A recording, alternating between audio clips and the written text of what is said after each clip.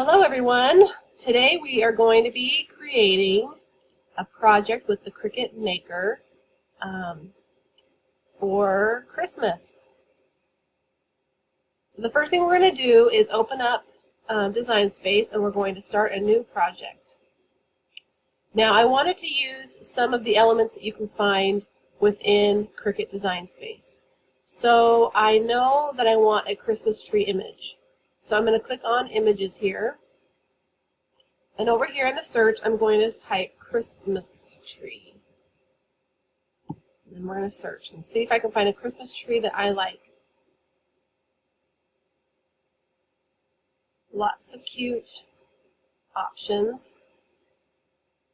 You can see if you've purchased something already, if you have the Cricut Access subscription, which I think is just $10 a month, you can have access to all of these designs. Alright, oh, I really like this design right here. So I'm going to open it up. So I really like all the fun little Christmas elements found within this tree. And if I'm going to be cutting it out of vinyl, I want just these elements, these cut out. I don't want this big piece of black. So for me to visualize how my project is going to look, even though this is showing it weird in my mind, I am going to slice this image so that I get just the Christmas tree. So I'm going to take a shape, I'm going to take the square, and I'm going to make it this. You can see this square is 10 by 10, this image. So I'm going to take this one, and right up here in the size, I'm going to type 10 by 10. Okay. And then I want them to be placed right on top of the other. So select both of the squares. You can see here in your Layers panel, they're both selected. I want to make sure and align them center horizontally and center vertically, so they're right on top. Now, since I already have them both selected, you can go over here on the right-hand side and click Slice. Now, it looks like there's not much here, but over here on this panel, you can see that there's 3 different layers. So I'm going to click on this top one, and I'm going to move it over to see what it is. So this looks like the one that we originally had. Move this one over. You can see that this is where all the little elements have been cut out, and this is the original. Well, I know I don't want that one, and I know I don't want this one. So this is the design that's going to finally end up on my project. And I know the size that I need my project to be. I have my canvas. So I'm going to measure it. And I know that I need it to be about 8 inches across. So we're going to find 8 inches across.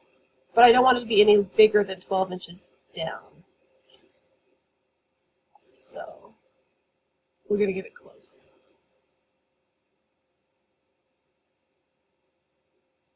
So let's do like 7.5 by whatever that 11 will be, 11.5. Okay, that looks good. So this is what I'm going to get cut out of my vinyl. So now I'm ready to go. I click Make It. And there it is, right on my mat. Now I'm going to be cutting this out of heat transfer vinyl, which means the 2, you can see here, is going to need to be the correct way. So I need to get the mirror image of that, so that when I iron it on, it all looks correct. And then I'm going to click Continue.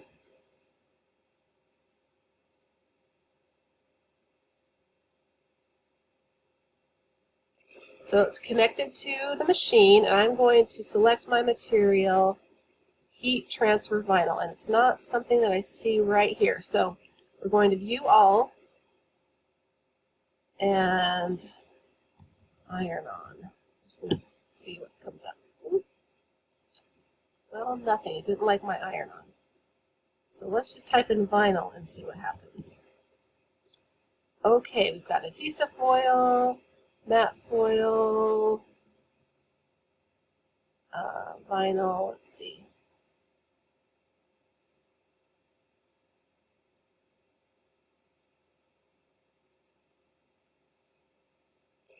All right, here we have iron-on.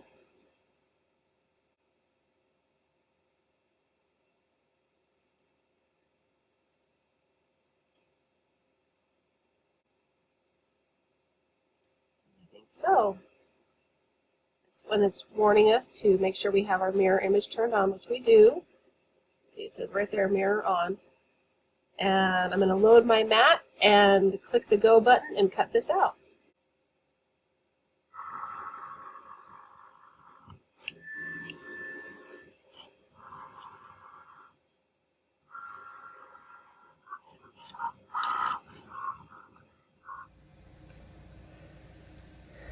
We are ready to now iron on our vinyl. And you can see I've already weeded our vinyl. We've got the design that I liked.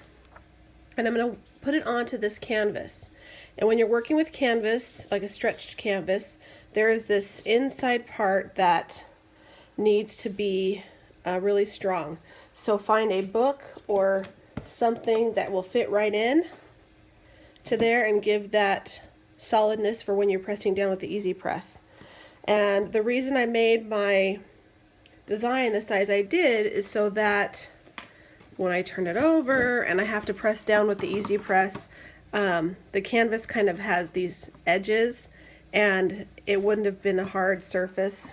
So these are the edges of the wood about right here, but that book stands up just a little bit, which is just enough that I can get that really flat surface.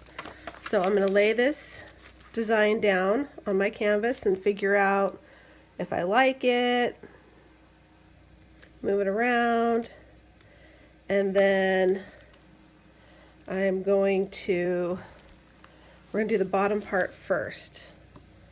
So I've already got my Easy Press set up for iron-on vinyl for a canvas, or yeah.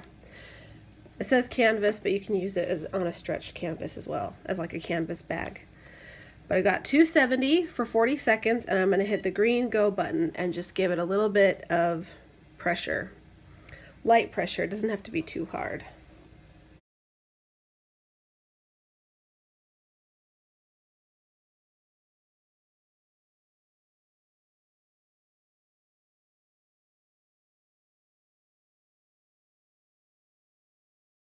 We have that lower half ironed on. I need to move the book up so that it's nice and tight under here. I see I have a lost, oh, that was on the outside. Okay, so I have my book, I moved it up so that it's nice and flat here, and we're going to do 270 again for 40 seconds.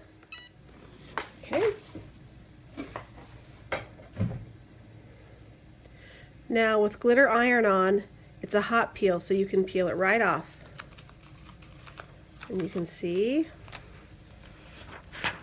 that it is perfect. So now I'm going to take my ribbon and I'm going to, let's get that out of the way. I'm going to hot glue my ribbon on the back here and get ready to hang this unwreath door hanger for the holidays.